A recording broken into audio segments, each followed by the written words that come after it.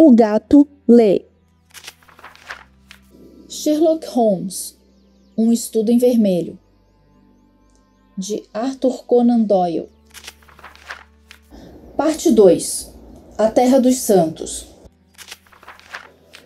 Capítulo 6. Uma continuação das reminiscências do Dr. John H. Watson.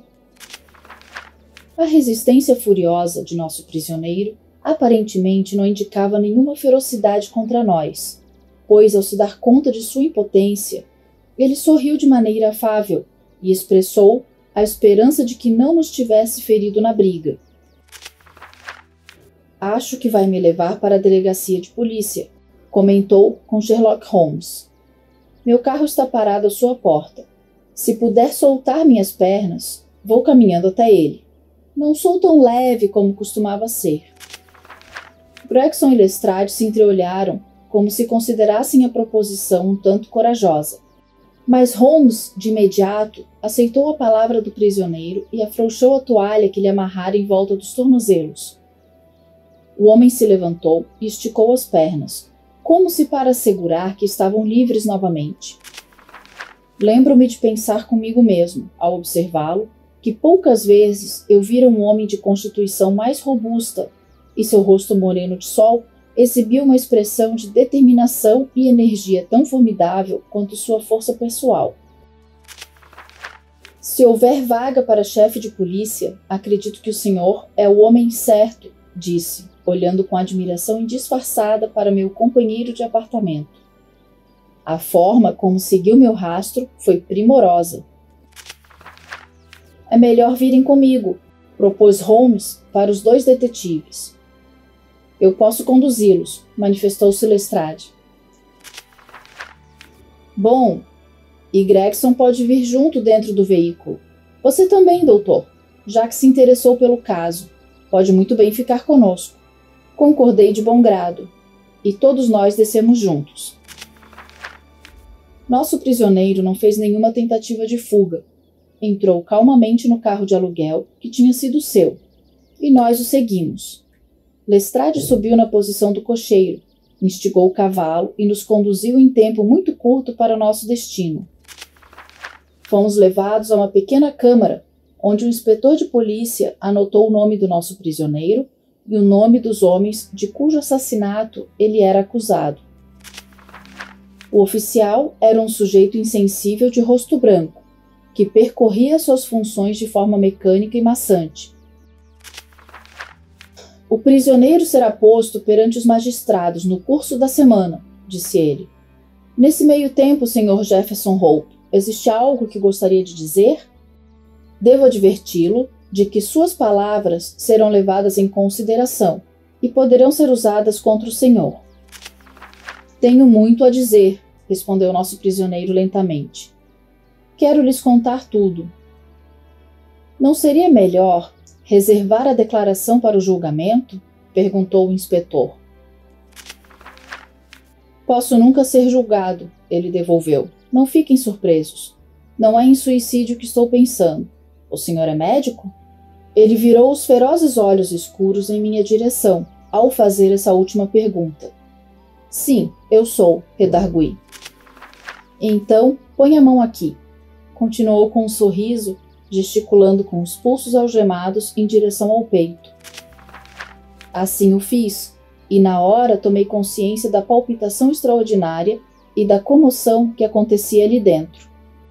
As paredes do seu peito pareciam tremer e estremecer à maneira de um edifício frágil, que tem uma máquina poderosa funcionando dentro dele. No silêncio do recinto, pude ouvir um ruído e um zumbido abafado procedentes da mesma fonte. Ora, exclamei, você tem um aneurisma aórtico. É assim que chamam, replicou Hope placidamente. Visitei um médico na semana passada para tratar disso, e ele me contou que vai estourar em poucos dias. Foi piorando ao longo dos anos. Adquiri a enfermidade por excesso de exposição e subnutrição entre as Salt Lake Mountains. Agora já fiz meu trabalho, e não me importo se vou partir em breve, mas gostaria de fazer um relato do que me trouxe até aqui. Não quero ser lembrado como um assassino comum. O inspetor e os 2 detetives tiveram uma discussão apressada quanto à conveniência de lhe permitir contar sua história. O senhor considera, doutor, que há perigo imediato? Perguntou o primeiro. Certamente existe, respondi. Nesse caso, é claramente o nosso dever, no interesse da justiça, tomar seu depoimento, disse o inspetor. O senhor tem liberdade para oferecer seu relato, o qual, novamente lhe advirto, será levado em conta. Vou me sentar com sua licença, informou o prisioneiro, adequando a ação à palavra. Este aneurisma da mina me deixa cansado com facilidade, e a briga que tivemos há meia hora não melhorou as coisas. Estou com o pé na cova e não pretendo mentir aos senhores. Cada palavra que digo é a verdade absoluta, e como o senhor a usará, eu considero uma questão irrelevante. Com essas palavras, Jefferson Hope recostou-se na cadeira e começou o depoimento notável. Falou de forma calma e metódica, como se os acontecimentos narrados fossem bastante comuns. Posso garantir a exatidão do relato, na qual as palavras do prisioneiro foram anotadas exatamente como proferidas. Não importa muito aos senhores porque eu odiava aqueles homens, disse ele. É suficiente dizer que eram culpados da morte de 2 seres humanos, um pai e uma filha, e que desta maneira eles colocaram em risco as próprias vidas. Devido ao lapso de tempo que se passou desde o crime que cometeram, era-me impossível garantir-lhes condenação perante qualquer tribunal. Eu sabia de sua culpa, porém, e determinei que eu deveria ser juiz, o júri e o algoz, tudo em um só. Os senhores teriam feito o mesmo se tivessem alguma virilidade, se estivessem no meu lugar. A moça da qual eu falava teria se casado comigo há 20 anos, mas foi forçada a se casar com esse mesmo Dreber que lhe partiu o coração.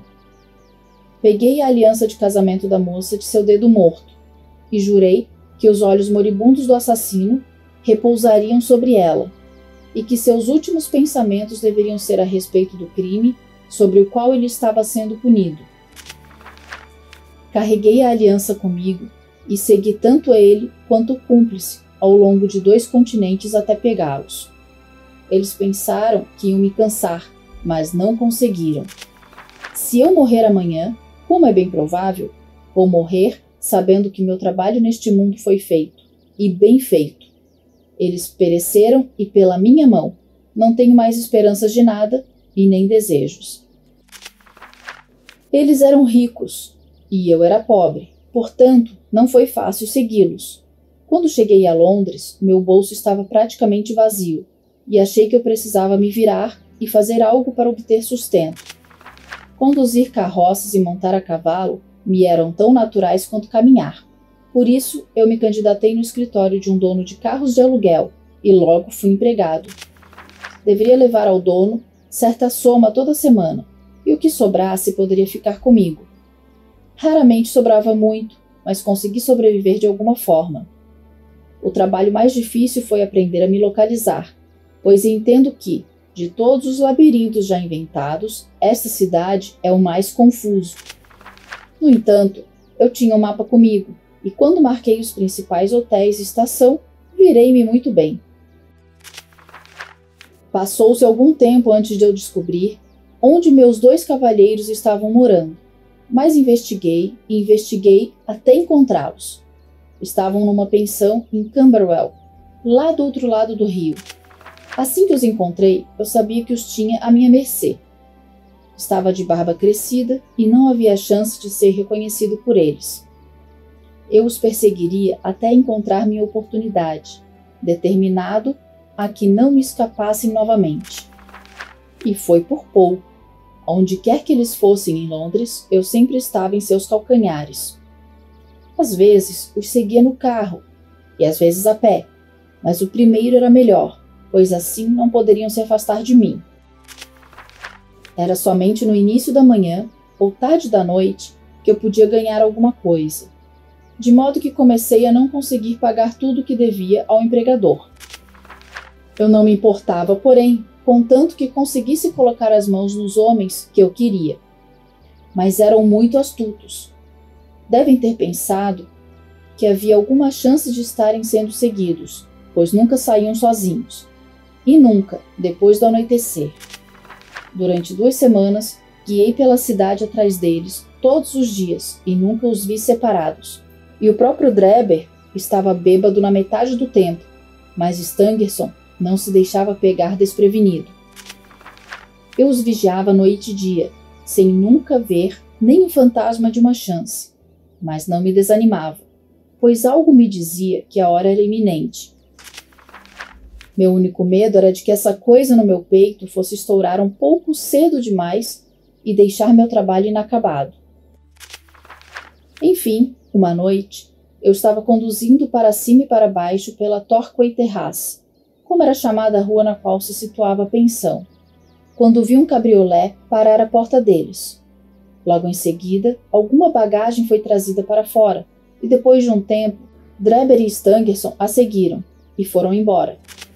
Chicoteei meu cavalo e os mantive à vista, sentindo-me inquieto, pois temia que fossem se acomodar noutro lugar. Na Euston Station, eles saltaram. Deixei um moleque segurando meu cavalo e os segui para a plataforma. Ouvi-os perguntar pelo trem para Liverpool, e o guarda responder que não haveria outro senão dentro de algumas horas. Stangerson pareceu se contrariar, mas Drebber se mostrou mais satisfeito do que outra coisa. Fiquei tão perto deles no meio da agitação que podia ouvir cada palavra do que se passava. Drebber disse que tinha que tratar de um pequeno assunto particular seu e que se o outro pudesse esperá-lo, logo estaria de volta. O companheiro protestou e lembrou-lhe de que tinham se decidido a ficar juntos. Drebber respondeu que o assunto era delicado e que deveria ir sozinho.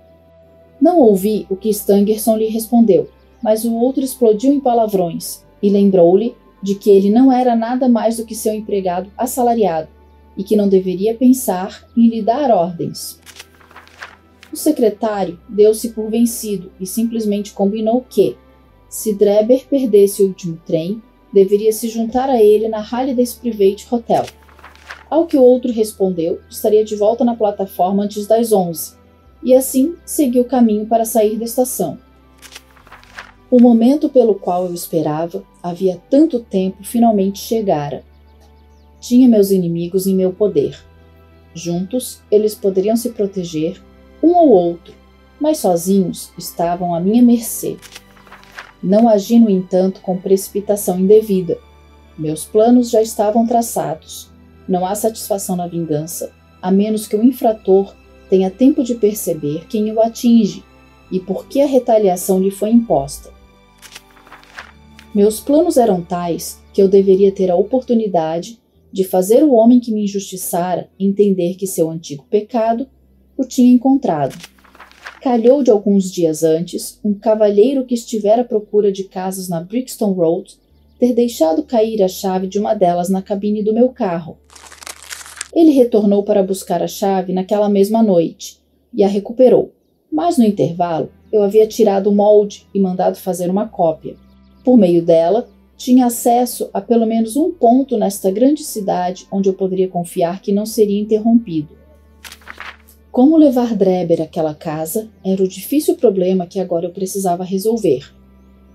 Ele desceu a rua e entrou em uma ou duas lojas de bebidas, permanecendo por quase meia hora na última delas. Quando saiu, seu passo não era firme e, evidentemente, já havia passado da conta. Havia um cabriolé bem à minha frente e ele o pegou. Segui-o tão de perto que o focinho do meu cavalo ficou a 1 metro do cocheiro, por todo o caminho. Sacudimos pela Waterloo Bridge e por quilômetros de ruas, até que, para meu espanto, nós nos encontramos de volta na terrace, onde ele havia se hospedado. Eu não consegui imaginar qual era sua intenção em retornar ali, mas segui e parei meu carro a uns 100 metros da casa. Drebber entrou e o cabriolé foi embora. "Dê-me um copo d'água, por favor. Minha boca fica seca com a fala." Entreguei-lhe o copo e ele bebeu. "Assim é melhor", disse. Bem, eu esperei por 1/4 de hora ou mais, quando de repente ouvi um barulho como de pessoas brigando dentro da casa. No momento seguinte, a porta se abriu e 2 homens apareceram, um dos quais era Drebber, e o outro era um jovem camarada que eu nunca tinha visto antes. Este sujeito trazia Drebber pelo colarinho, e quando chegaram ao pé da escada, deu-lhe um chute que o jogou do outro lado da rua. "Seu cão!" ele gritou, sacudindo-lhe um porrete. "Vou lhe ensinar a não insultar uma moça honesta." Estava tão nervoso que talvez tivesse espancado Drebber, mas o covarde saiu cambaleando pela rua o mais rápido que suas pernas lhe permitiam. Correu até a esquina e então, ao ver meu coche, acenou e entrou. "Leve-me para Halliday's Private Hotel", disse-me. Quando estava acomodado na cabine, meu coração pulou tanto de alegria que eu temi, naquele derradeiro instante, que o aneurisma pudesse se complicar. Conduzi devagar, ponderando na mente o que seria melhor fazer. Poderia levá-lo para o campo, em uma via deserta, poderia ter minha última conversa com ele. Tinha quase me decidido, quando o homem me resolveu o problema. A urgência da bebida o tinha dominado novamente, e recebi ordens de parar em frente a um luxuoso pub. Ele entrou e me pediu para esperá-lo. Ali permaneceu até a hora do fechamento, e quando saiu estava tão embriagado que eu sabia. O jogo estava em minhas mãos. Não pensem que eu pretendia matá-lo a sangue frio. Teria sido a justiça estrita, mas não consegui me convencer a fazê-lo. Havia muito eu determinara que ele deveria ter sua vida exposta, uma vez que havia escolhido tirar vantagem dela. Entre os muitos bicos que fiz nos Estados Unidos durante minha vida errante, uma vez fui faxineiro e varredor de um laboratório em York College. Um dia, o professor lecionava sobre venenos e mostrou aos alunos um alcaloide, como ele chamou, extraído de uma flecha envenenada sul-americana, tão poderoso que o menor grão significaria morte instantânea. Avistei o frasco no qual o preparado era mantido, e quando todos haviam partido, servi-me de um pouquinho dele. Eu tinha alguma experiência com fármacos e manuseei o alcaloide até transformá-lo em pequenas pílulas solúveis. Cada uma eu coloquei numa caixinha, com uma pílula semelhante, feita sem o veneno. Determinei que, ao ter minha chance, meus cavalheiros fariam uma escolha em cada caixa. A pílula restante seria minha. A solução era igualmente mortífera e muito menos barulhenta do que disparar através de um lenço. A partir daquele dia, eu sempre levava comigo as caixinhas de pílulas e já estava na hora de usá-las. Já era mais próximo da 1h do que da meia-noite. Fazia uma noite feroz e sombria, com um vento forte e uma chuva torrencial. Por pior que estivesse lá fora, eu estava contente por dentro, tão feliz que poderia gritar de pura exaltação. Se algum dos senhores já desejou alguma coisa, e desejou-a por 20 longos anos, e de repente encontrou ao alcance das mãos, consegue entender meus sentimentos. Acendi um charuto e baforei para acalmar os nervos, mas minhas mãos tremiam, e minhas têmporas pulsavam com ansiedade. Enquanto conduzia, tão claro como vejo todos os senhores nesta sala, eu enxergava o velho John Ferrier e a doce Lucy me olhando da escuridão e sorrindo para mim. Por todo o caminho eles me precederam, um de cada lado do cavalo, até que eu parei na casa em Brixton Road. Não se via uma alma sequer, nem um som para ser ouvido, exceto os pingos da chuva. Quando olhei pela janela, encontrei Drebber todo amontoado no sono da embriaguez. Sacudi-o pelo braço. "É hora de sair", disse eu. "Tudo bem, cocheiro", respondeu ele. Talvez pensou que já tivesse chegado ao hotel solicitado, pois saiu sem dizer uma palavra e me seguiu para o jardim. Tive de caminhar ao seu lado a fim de mantê-lo estável, pois ainda estava um pouco desequilibrado. Quando chegamos à porta, eu a abri e o levei para a sala da frente. Dou-lhes minha palavra. Por todo o caminho, o pai e a filha caminharam à nossa frente. Está escuro como o inferno, disse ele, testando os passos. Logo teremos uma luz, respondi-lhe, riscando um fósforo e acendendo uma vela de cera que tinha trazido comigo. Agora, Enoch Drebber, continuei, ao me voltar para ele e segurar a luz diante do meu rosto. Quem sou eu? Ele me observou por um instante, com olhos turvos, ébrios, e depois viu o horror se espalhar por eles e convulsionar suas feições por completo, o que mostrava reconhecimento. O homem cambaleou para trás com o rosto lívido e viu o suor lhe brotar na testa e os dentes tiritarem na boca. Às suas vistas, apoiei minhas costas na porta e ri, em alto e bom som. Sempre soube que a vingança seria doce, mas nunca esperei o contentamento de alma que agora me possuía. Seu cão, disse eu, venho lhe caçando de Salt Lake City a São Petersburgo, e você sempre me escapou. Agora, finalmente, suas andanças chegaram ao fim, pois você, ou eu, nunca veremos o nascer do sol amanhã.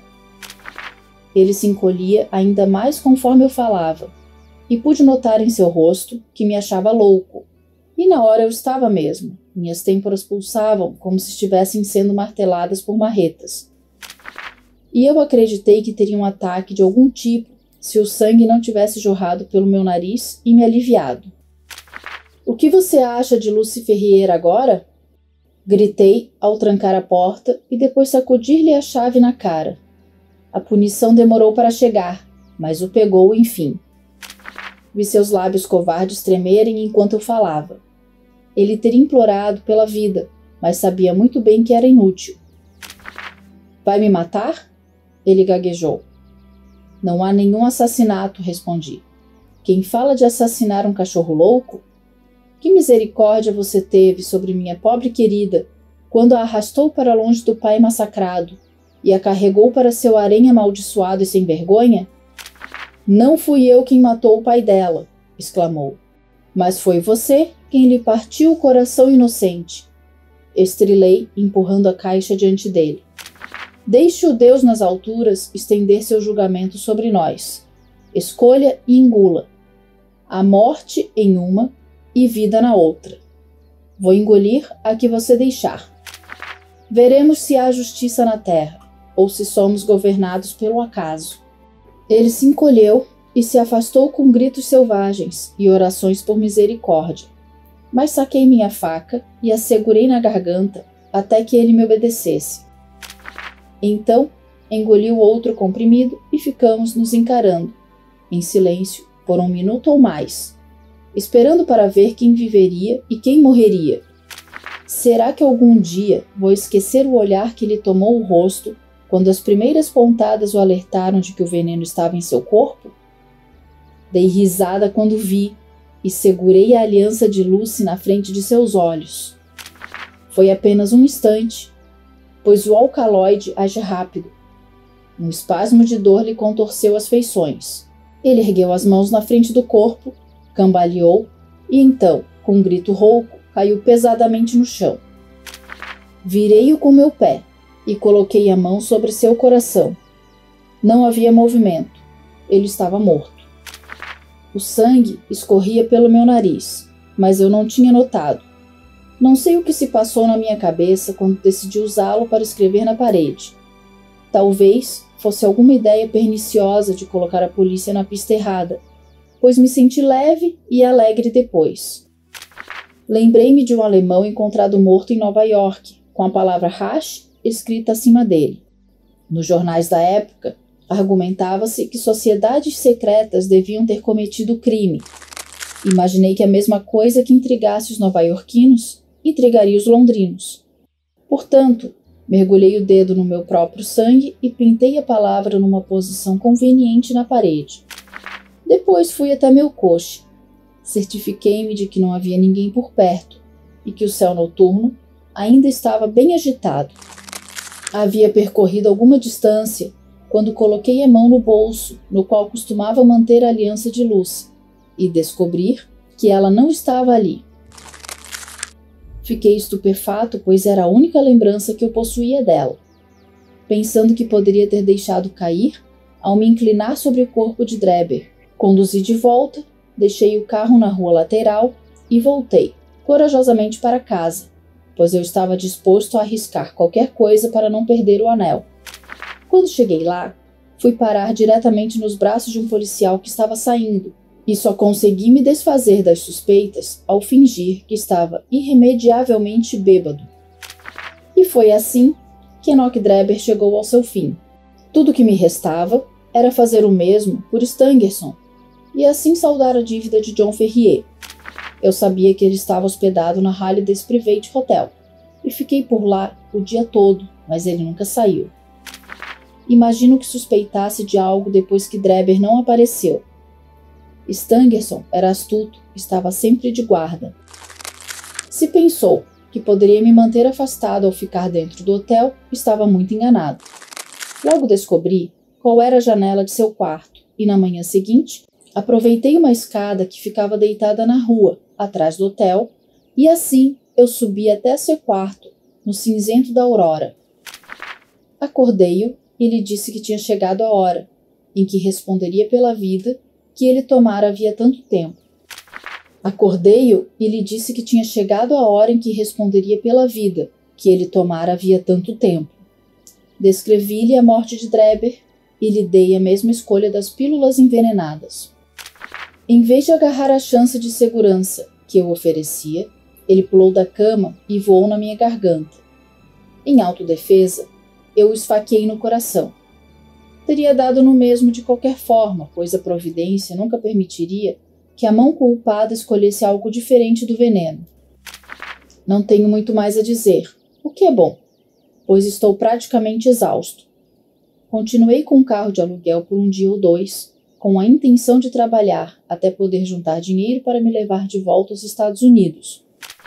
Eu estava no pátio quando um moleque maltrapilho perguntou se havia um cocheiro ali chamado Jefferson Hope, e disse que o coche era procurado por um cavalheiro no número 221B da Baker Street. Fui até lá, sem suspeitar de nenhum dano. E a próxima coisa que soube, este jovem aqui tinha algemado meus pulsos e me imobilizado de tal forma que eu nunca vira igual na vida. Essa é a minha história, cavalheiros. Podem me considerar um assassino, mas me defendo dizendo que sou tanto um homem da justiça como os senhores. Tão emocionante foi a narrativa e seus modos eram tão impressionantes que ficamos sentados, quietos e absortos. Mesmo os detetives profissionais, por mais indiferentes que fossem diante de todos os detalhes dos crimes, pareciam muito interessados na história. Quando o homem terminou, ficamos por alguns minutos num silêncio que só foi quebrado pelo riscar do lápis de Lestrade ao dar os toques finais em seu relato taquigráfico. Só há um ponto sobre o qual gostaria de mais informação, Sherlock Holmes disse por fim. Quem foi seu cúmplice, o que veio buscar a aliança anunciada? O prisioneiro piscou para meu amigo jocosamente. Posso contar meus próprios segredos, revelou, mas não posso colocar outras pessoas em apuros. Vi seu anúncio e achei que poderia ser um engodo, ou poderia ser a aliança que eu queria. Meu amigo se dispôs a ir constatar. Acredito que concordarão que ele foi ótimo. Não resta dúvida quanto a isso, concordou Holmes cordialmente. Agora, cavalheiros, disse o inspetor com gravidade, as formas da lei devem ser cumpridas. Na quinta-feira, o prisioneiro será levado perante os magistrados e a presença dos senhores será necessária. Até lá, serei responsável por ele. Tocou a campainha enquanto falava, e Jefferson Hope foi levado por um par de guardas, enquanto meu amigo e eu saímos da delegacia e pegamos um cabriolé de volta para Baker Street. Esta obra de ficção pode ser adquirida para sua total contemplação através do link indicado aqui na descrição do vídeo. Obrigada por nos acompanhar neste capítulo.